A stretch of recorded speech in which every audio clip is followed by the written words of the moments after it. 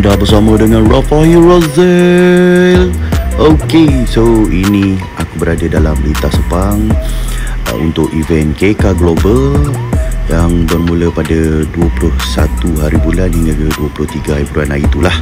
So event berlangsung selama 24 jam. Race yang melibatkan kereta atau kenderaan yang 660 hingga ke 1.5cc. Okey, dalam event ni, ini style Leman lah. Dia orang akan beratur ramai-ramai macam ni. Okey, korang boleh nampak okey, macam-macam jenis kenderaan ada kat dalam ni. Macam-macam spek ada. Yang penting perlombaan ni bukan tengok siapa yang paling laju, tidak. Dia akan tengok siapa yang paling banyak menghabiskan pusingan selama 24 jam. Okey, tengok ada pelbagai jenis kenderaan, ada replika, ada yang standard macam ni. Okey, kau tengok Azia pun masuk baik. And kereta make up baik lawan, tapi tak masuk event macam ni lah. Rugi lah, memang rugi. Pada masa ni sebenarnya tiket free je, tak ada bayaran apa-apa. So korang boleh lah enjoy tengok kereta yang gempak-gempak macam ni kan.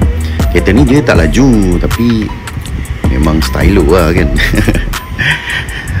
Kita tengok dia punya belakang dia. Oh, very serious.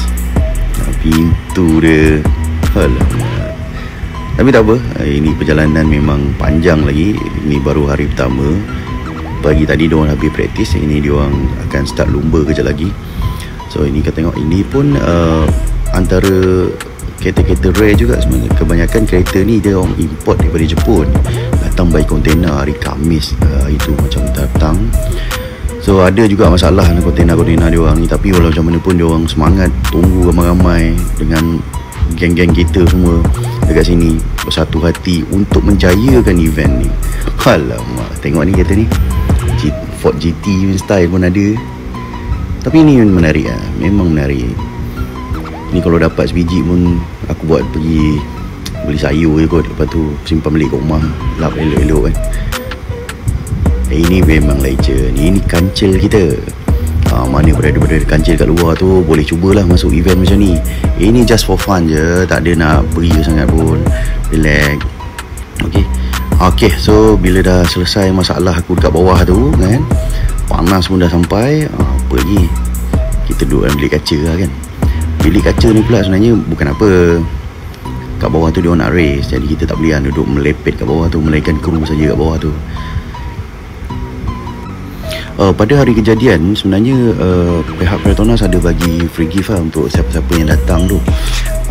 Yang datang join event dia orang dapatlah benefit-benefit macam masuk paddock free, masuk grandstand free, tu bilik kaca ni free. So macam rumah ni kau punya lah, track ni kau punya, macam rumah dah buat.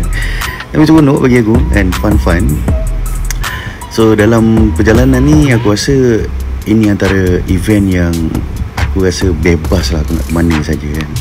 Seronok kalau ikut kan. Okay, tengok ni, sekarang ni aku berada dalam paddock. Tengok cara abang-abang ni kan, uruskan tentang kereta-kereta dia orang. Saya kan. Okay, ini bilik media pula. Okay, bilik media ni memang standard ni, memang tempat aku lah. Aku memang duduk sini je lah, tak pergi mana pun kan. Okay, untuk dapatkan data-data untuk race keseluruhan untuk hari ni kan. Bukan ada orang pun, kita boleh santai je, relax je. Okay, kalau korang berminat dengan event-event macam ni, nanti aku akan sajikan pada korang event-event motorsport yang berlangsung di Lintas Sepang. Alright, sampai sini je lah aku punya video. Ringkas je, tak ada apa pun, santai je. Aku pun bukan nak rushing mana. Okay, relax.